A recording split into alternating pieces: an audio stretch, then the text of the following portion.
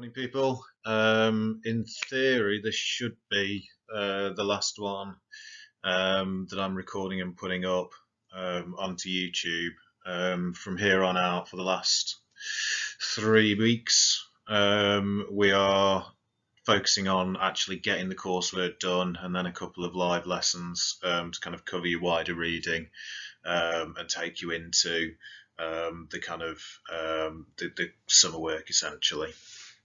So in terms of what I want to do today, I just want to kind of cover some bits that we've maybe touched on so far, but not necessarily directly, more kind of indirectly, and just kind of introduce them because I think they could be important lines of argument that you could make in essays, okay?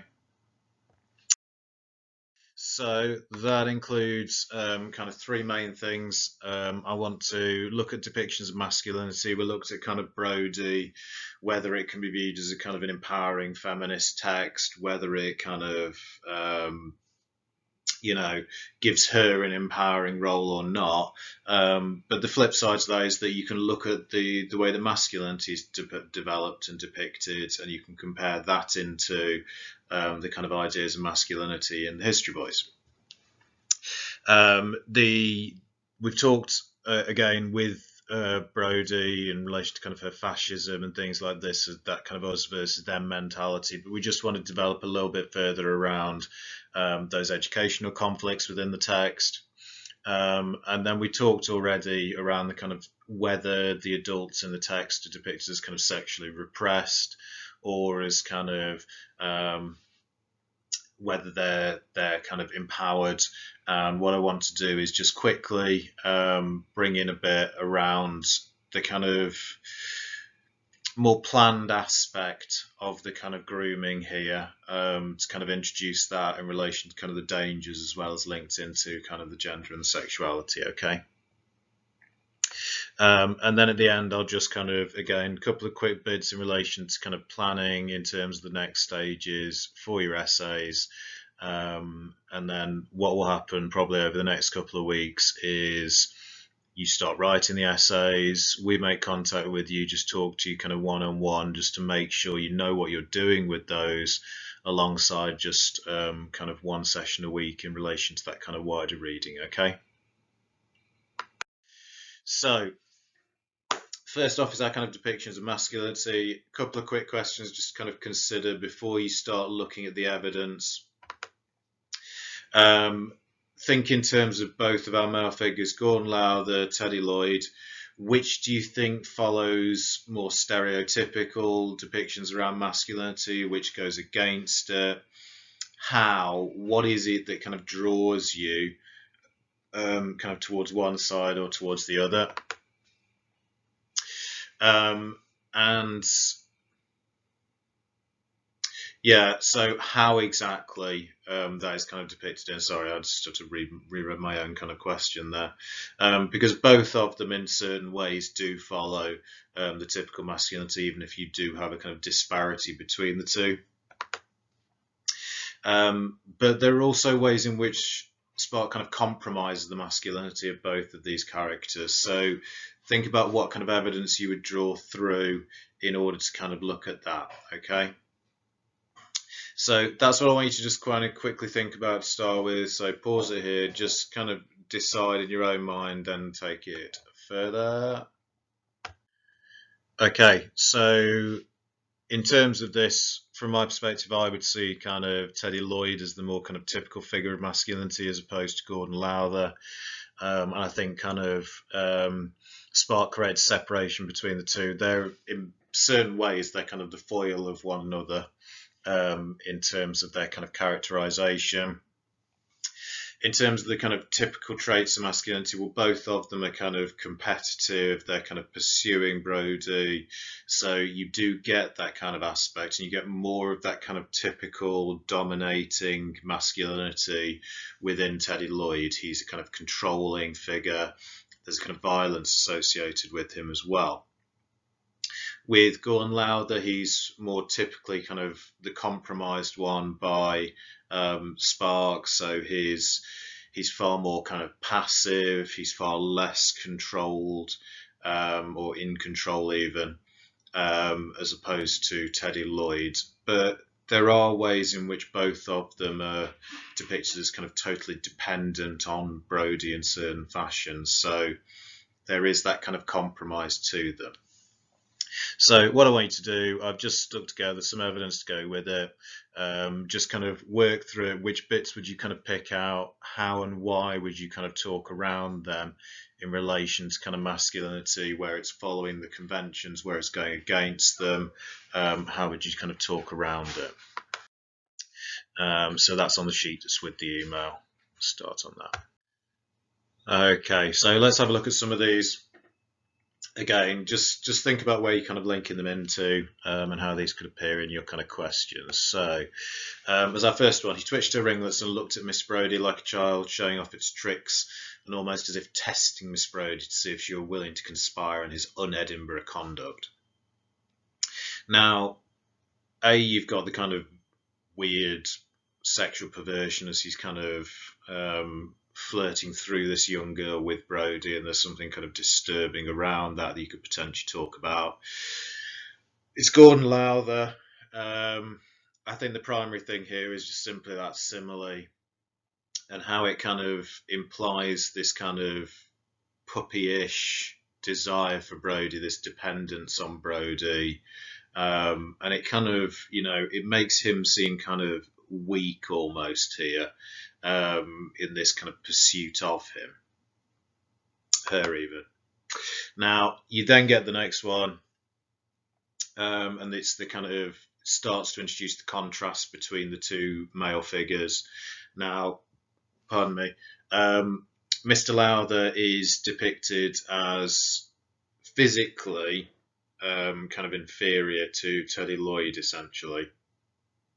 You get the kind of the shorter body, so the long body with its short legs, and this is a kind of image that will be returned to later in the text. Both of them share a kind of similar hair colour. There's the kind of thing that draws them in together. The hair and moustache was red gold, but it's the kind of physicality that differs between the two of them.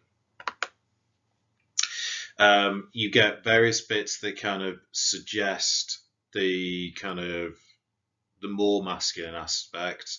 So they're already beginning to act as rivals for her attention. There's this kind of competitive masculinity element coming in here. That idea of the rivals, that they're competing with each other. Now that can link into kind of aspects of the History Boys. Just think about the way that kind of Felix and Dakin are depicted within that kind of rivalry there. It's far more undersold in the Primus Gene Brodie, but it's present. Then we get this one. Just let me have a quick look at it again, remind myself. Okay, so important bits within this one, the kind of the fact that they're drawn together. They looked rather like each other until habitual acquaintance proved that they looked very different. So initially, these kind of depictions of masculinity may seem similar to one another, and it comes back to that kind of red gold in colouring idea. But what it kind of then turns on in terms of this is that the more typically masculine of the two figures is depicted within the context of the novel as more attractive. So Teddy Lloyd, the art master, was by far the better shaped, better featured, and more sophisticated. So we've got this kind of repeated comparative that draws him up, makes him kind of more appealing. It's kind of the listing effect as well. So the better shaped, the better featured, the more sophisticated. So it's physically, but also kind of culturally here. And there's a kind of heroism given to him in the kind of the loss of the arm. And it's that he's kind of lost it within the war context as well. So there's a romanticism given to him that you've got to bear in mind as it kind of develops on his character kind of later on. And despite kind of his actions, he's still seen as the kind of more attractive and sort of engaging of the figures. I mean, he's the one who kind of has the affair with Sandy and things. So he's morally, especially for a modern reader, more kind of repulsive. But in the context of this, he's depicted as kind of more attractive. So we then get this kind of exchange. So just again, have a look through, think about what happens within this and the way in which it kind of depicts ideas of that typical masculinity, because we're going with Teddy Lloyd here. Okay, now it's a kind of interesting one, because it kind of shows a kind of a violence and that kind of domineering tendency of kind of Teddy Lloyd. So you start off with that kind of conditional, if the girls don't shut up, I'll smash the saucer on the floor, and it's followed up with the carrying out of the threat, and the kind of you with the profile pick this up. So his language and his actions are depicted as kind of violent and domineering. You get the kind of imperative here. Now, for a modern audience, this kind of reaction and, you know, looking at the way he's depicted him may seem kind of more unattractive, but within the context in which this is written and kind of set, so 1960s, set back in the 30s, this kind of temper tantrum essentially becomes quite an attractive trait. So think about the way in which the girls are depicted as reacting to this. The girls looked and knew at Rose Stanley's profile, marvelled at Teddy Lloyd's style, generally remarked sounded that Miss Brodie had really very good taste, and the way it's kind of written off as kind of artistic temperament. So there's this kind of ideal of masculinity that's then reinforced, and whilst a modern audience possibly won't respond in the same way, it kind of reflects a kind of different cultural mindset at that point in time. Then as the last one, just kind of quickly here, another one that kind of draws out the difference. Mr. Lowther in kind of comparison, the kind of the short legs, the shy fellow, smiled upon everyone. Again, the repetition of the gentle way, and he sings much. So he's kind of placed in this kind of counter position, but he's the one who's kind of, you know, discarded by Brodie, although he is kind of picked up by Christ, name is escaping me now, the science teacher instead. Right, so the next bit to kind of look at is those kind of educational conflicts, just to make sure we're kind of drawing those out and we're able to talk around those as part of it. So think about, within the overall context, what are these different sides to the educational system? What's at the root of this kind of conflict and the changes? Then you need to kind of think, well, how is Brodie depicted as kind of at odds with this educational establishment? And you need to then go kind of further into this and look at whether this is actually depicted as, in the long term, being damaging, being destructive, or whether it's, you know, really has very little impact on the students. Okay, so what actually kind of captures the difference in this educational kind of system? We've got the idea of the kind of the classical versus the modern educational style. You get the kind of progressive versus the kind of more traditional education. So it fits in many ways what kind of the history boys depict, where some of the more traditional subjects are kind of written off in terms of kind of, you know, their cultural importance isn't sort of as interesting.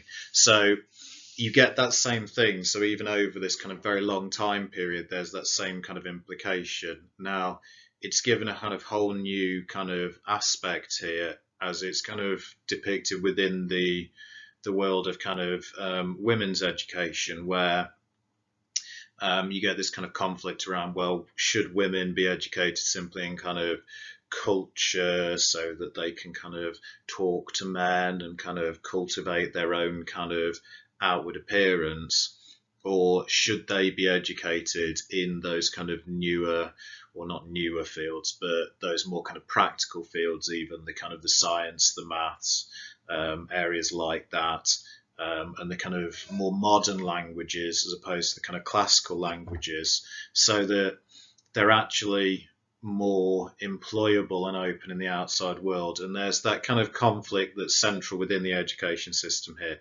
So it can be linked into gender, it can be linked into kind of dangers of education in various different ways. Throughout, we see kind of Brodie as being at odds with the educational system. She falls on the kind of classical side of it. She values the kind of cultural aspect. So whilst she in certain ways seems to be breaking away in terms of kind of female empowerment and the kind of positioning of women, in certain ways she is reinforcing kind of traditional notions of femininity and kind of restricting the girls in certain ways by leading them down certain routes and avenues. Now, Brodie is depicted as kind of subversive. She doesn't follow the set curriculum. Unlike kind of the History Boys, where there are kind of implications of the kind of long-term damage, it's sort of shown as less important, I would say, within the primist Jean Brodie, in that there is less of the long-term damage shown. That once they leave Miss Brodie's classroom, they're able to still thrive in the upper school. Their continued association with Brodie beyond the classroom influences them, but not necessarily in a kind of the same educational way, potentially. So we want to be able to talk around this, and we have various bits of evidence. So if you look at the sheet, just have a work through, think about how you could kind of talk about this within the kind of framework of your kind of methods of analysis as well. So how is this depicted by Spark, this conflict? And then I'll go through it in a moment. Okay, so very early on, we kind of get this kind of conflict brought in. So Brodie is under kind of pressure to take a post at one of the kind of more progressive schools.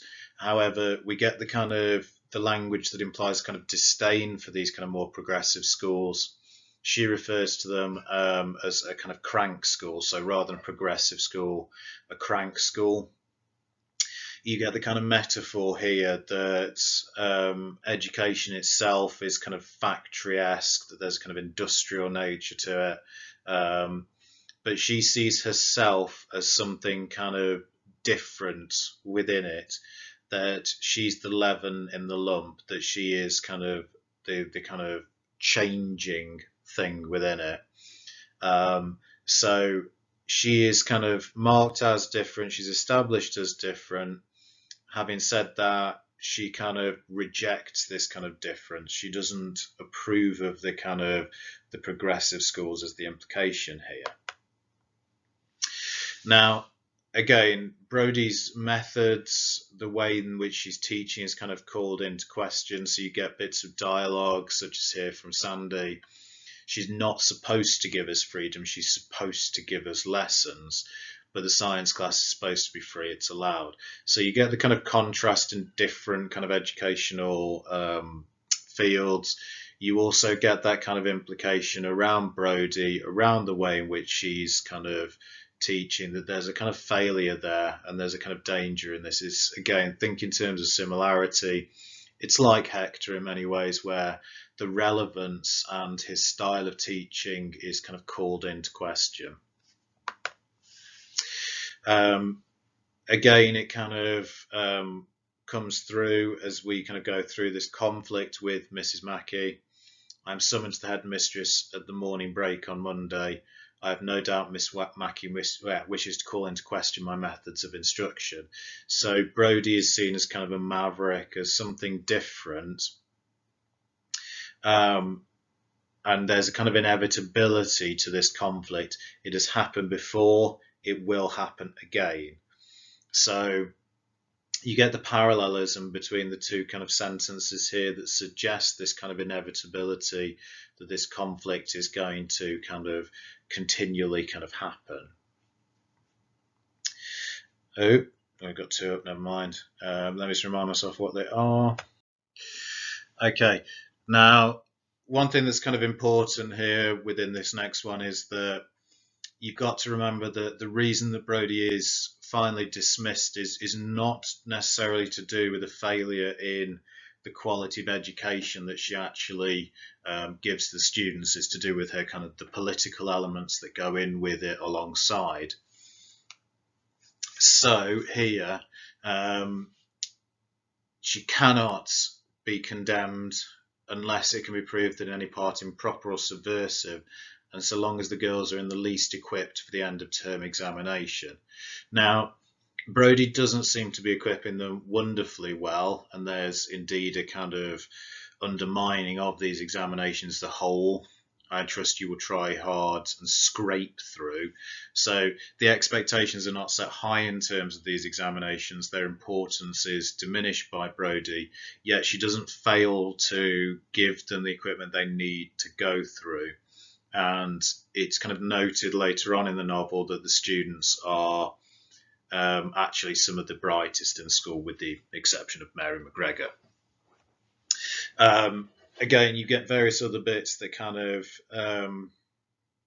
show her sort of as kind of subversive in many ways.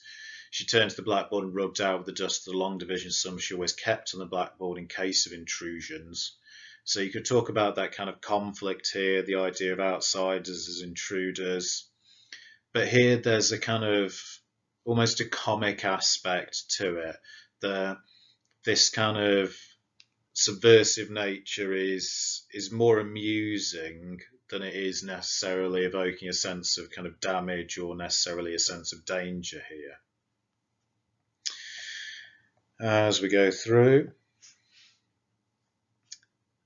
Okay, yeah, then we get the kind of more overt conflict between the kind of modern side and the classical side as they move up into the senior school. So as the kind of the time setting of the narrative shifts, you see this kind of conflict.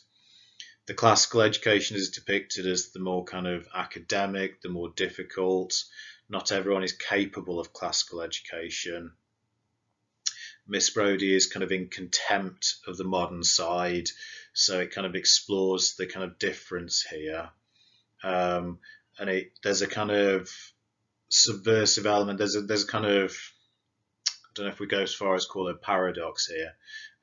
They are equal, and each provides for a function in life. And then she goes on to basically say that classical is better. But that idea of a function in life implies that they are preparing for certain roles, and that depending on which you kind of pick, leads you down certain paths, which could also be kind of discussed. And then finally, let me just remind myself what we've talked about. Okay, so central to this one, I think, again, the fact that Brodie is prioritising one side, whereas Miss Mackey, who's the kind of presented as the antagonist within this, prioritising the other side. So culture cannot compensate for lack of hard knowledge. So again, there's a disconnect between the two. There's an imbalance. There's, the idea that one is prioritised over the other, whereas there's no kind of necessary balance being depicted here.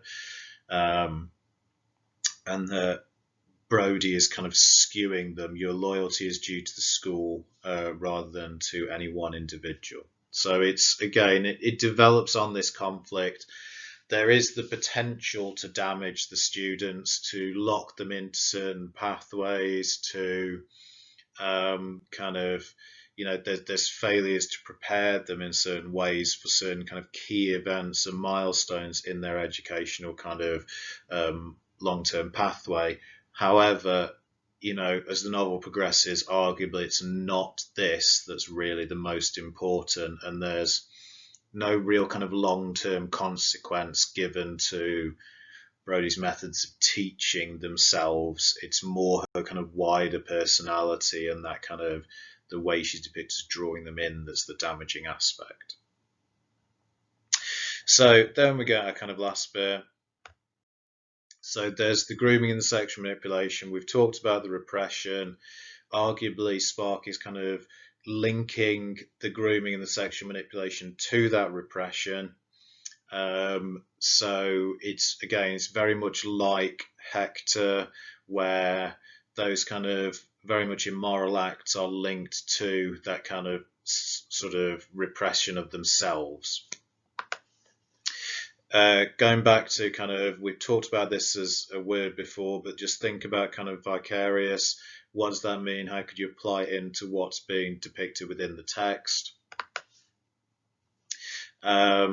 So how does the narrative kind of suggest that Brodie's grooming is linked to this kind of desire to live through the girls? So what kind of techniques are used here? How is this suggestion made by Spark? And how, think as well how the narrative kind of deals with the grooming itself. Does it actually create a sense of shock, or does it almost underplay and normalize it? Again, you've got to think about this in relation to kind of the time periods in which it's set and written, as opposed to now. And again, this is another way you can link into kind of the History Boys as part of it. So just have a quick think about those questions. Okay, so vicarious simply means that you're kind of living through other people or other mediums. So you can kind of live vicariously through computer, through television, through other people and individuals. So through kind of parents, often through the kind of children and things. Now, Spark, I think, does definitely link this in and depicts this with Brodie. But at the same time, whilst there are hints at kind of the deviant nature of this, there's not really a kind of condemnation of it. So you can debate around the kind of way in which that's kind of depicted, and the fact that there is a kind of underplaying of this in many ways. And whilst Sandy is 18 at the point where the affair is depicted as starting, there's a clear implication that Brodie is kind of grooming and preparing them for this, pardon me, from a much younger age, which makes it far more kind of disturbing and worrying. So we've only got the two bits to kind of explore around for this one, because we've talked a lot around in the earlier lesson the kind of sexual repression element that goes with it. So have a look at this one. Let me just remind myself the key bits that I want to talk about with it. Okay, so the kind of key bits to kind of consider here, the Brodie set itself, which begins as the kind of the 6, is being kind of cut down in relation to kind of Brodie's desires. It's being cut down to kind of Rose and Sandy, and there's a kind of set role that's been depicted for them. Sandy as the informant, Rose as the lover. Now, there is a kind of a hint at just how kind of deviant this is. You get the kind of the metaphor. There was a whiff of sulfur about it, about the idea which fascinated Sandy in her present mind. So Sandy is this kind of psychologist with that kind of perception, does see that this is kind of an evil act. So the idea of sulfur linking with kind of hellfire and things like this, that there's something disturbing around it. And there's a clear sense that Spark is suggesting that Brodie is essentially playing the long game and preparing them over time. And there is this kind of, the girls were too young. So at 16, they're too young for this. But that Brodie is preparing and taking a pleasure from this, most of her joy deriving from preparation. So there is a kind of perversity in this preparation.